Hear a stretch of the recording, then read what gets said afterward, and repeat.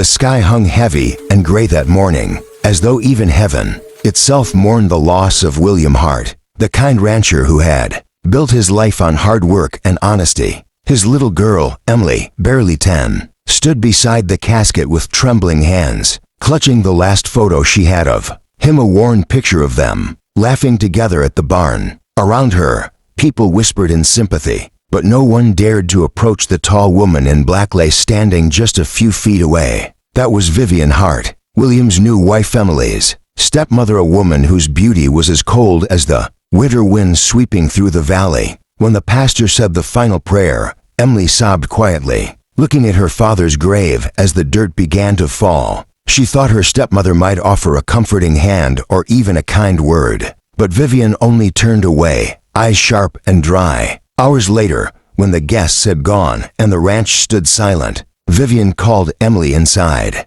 "Your father's gone," she said coldly, "and this house is not yours anymore." Emily blinked in confusion, clutching her little bag of clothes. "But Daddy said this ranch belongs to both of us," she whispered. Vivian smirked. "Your father said a lot of things, dear. Unfortunately, he didn't live long enough to change the will." Emily's heart sank as Vivian motioned to a man by the door, the ranch hand who carried her small suitcase out and dropped it on the porch. "You're not staying here another night," Vivian said, her voice firm, her eyes full of greed. "There's no place for orphans here." The little girl tried to reason, tears streaming down her face, but Vivian slammed the door in her face. The wind howled as Emily stood alone, shivering in her white dress, staring at the only home she'd ever known. She started walking down the dirt road, clutching her suitcase as the clouds burst into rain. She didn't know where to go, only that her heart ached, and she wished her father could somehow come back. Her tiny feet stumbled on the muddy path until she reached the old bridge near town.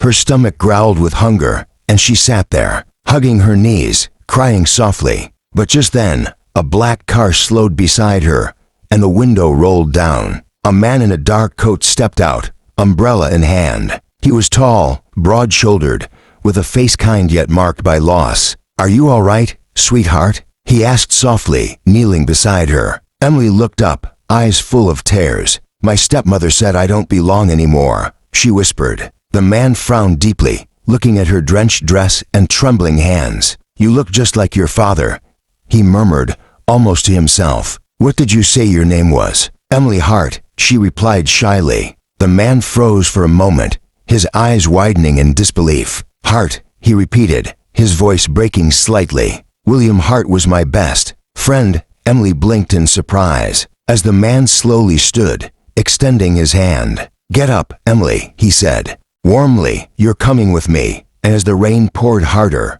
the stranger took off his coat and wrapped it around her shoulders, shielding her from the storm. The car door closed, and Emily watched as her father's ranch disappeared behind her in the rain, unaware that her life was about to change forever.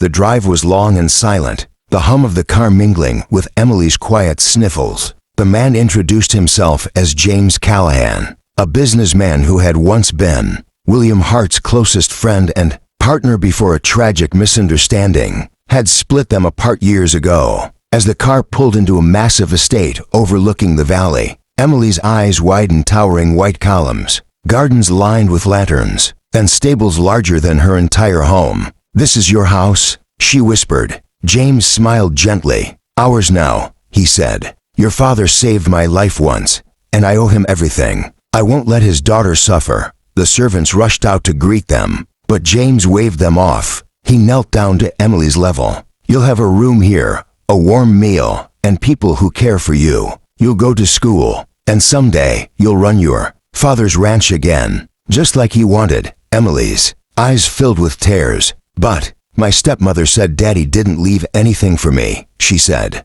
James's face hardened. "Vivian Lead, your father made me his trustee before he died. She forged papers to take over the ranch." His voice trembled with quiet anger. "But now I'll make it right." That night, Emily lay in a soft bed for the first time in days, staring at the ceiling as the moonlight poured in. She felt warmth again, something she thought she'd lost forever. The next morning, James took her to the ranch with his lawyer. Vivian was on the porch, stunned to see them. "What are you doing here?" she hissed. James handed her a document, returning what you stole. William's last will names Emily as sole heir. You have no claim here. Vivian's face turned pale. That's impossible, she shouted, but the sheriff, standing beside James, stepped forward. You've got 2 hours to pack. Ma'am, Emily watched silently, as the woman who had thrown her out now stood helpless and defeated. When Vivian finally drove away, James turned to Emily. This ranch belongs to you now. Kiddo, he said, smiling softly.